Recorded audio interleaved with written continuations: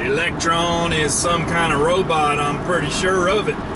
Electron is the major robot in the Transformers movie. It's the one that holds the Allspark. You got yourself a neutron, you got yourself a proton, you got yourself an electron, you got some kind of positively charged ions, and you got some kind of other things. And they're all inside of an atom, and then that's what we taught for the longest time, and then we thought we knew all about the smallest thing there was, and now we're talking about subatomic stuff. Subatomic stuff. We're talking about electing a guy named Tron. Now that the obvious jokes are out of the way, we can get down to business. You think the animal kingdom ever gave two possums about an electron? Tumbling around for fun.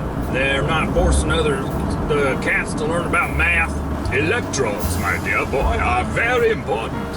All new cereal, all electrons. Whoops. A lot of dust on my window. There we go. Nice and clean. Placed a persona of a human being inside the body of an ant. All the other ants are doing their work, and then you got this one ant which mysteriously got glasses all of a sudden. So by the time an ant finishes reading the book, and by the way, how's he turning that page? Point is, ants have trouble reading.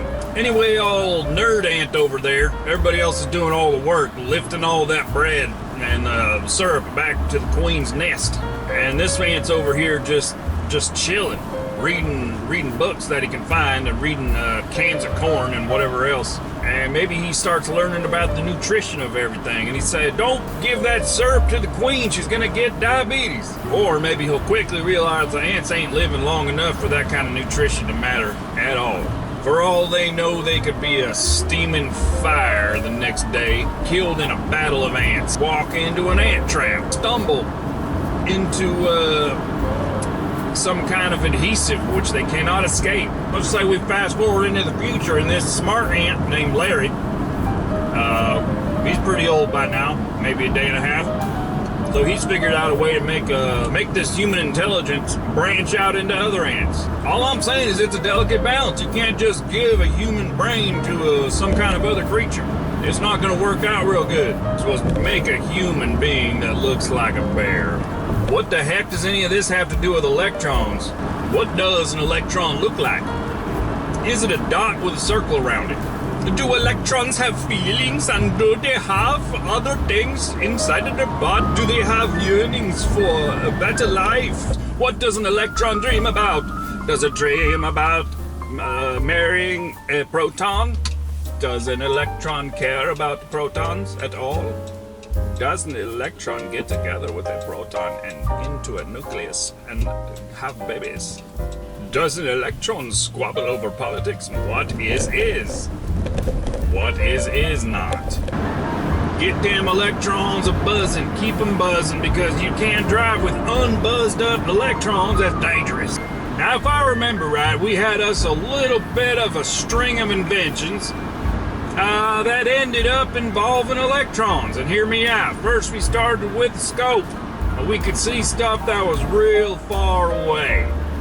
That was all good. Then we saw even farther away. We got us a telescope and saw farther and farther and farther. But then eventually we decided we wanted to see farther but up close. So we invented a microscope. And we could see real far into the smallness of something. But we were able to magnify the electron microscope, and that means we could zoom in and see even farther up closer than we could have ever done before. Everything's electrons.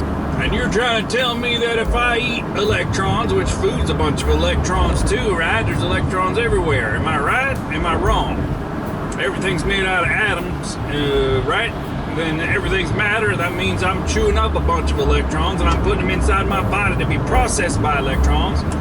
And then I'm going to have a little bit of a dooksy, and that's going to be electrons. What are electrophs? Well, let me tell you, I know all about electrophs because I studied at the University of Shmroad Trip, and I got a doctorate in electroph technology, electroph chemistry, and electroph physiology, and electroph biology, and electroph philosophy. You would think that they're the exact opposite of an electron because of the name.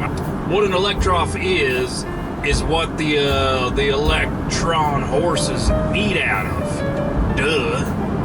That seems pretty obvious to me. That's right, the Electron, coming near to a theater not by the places. Electron sounds like a horrifying creature you might see in the dark woods. You can't hide from the Electrons.